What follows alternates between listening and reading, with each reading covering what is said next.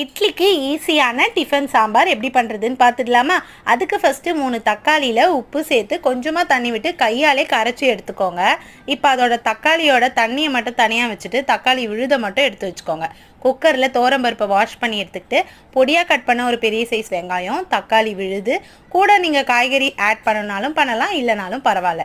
கொஞ்சமாக பெருங்காயத்தூள், மஞ்சள் தூள், கொஞ்சமாக எண்ணெய் விட்டுக்கோங்க. அப்போ தான் பருப்பு நல்லா வேகும். தேவையான அளவு தண்ணி சேர்த்து வேக விட்டுருங்க.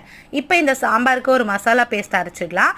மல்லி, கடலைப்பருப்பு, வெந்தயம், காஞ்ச மிளகாய் இது எல்லாத்தையும் வறுத்துட்டு மிக்சி ஜாரில் தண்ணி சேர்த்து பேஸ்ட்டாக அரைச்சி எடுத்துக்கலாம்.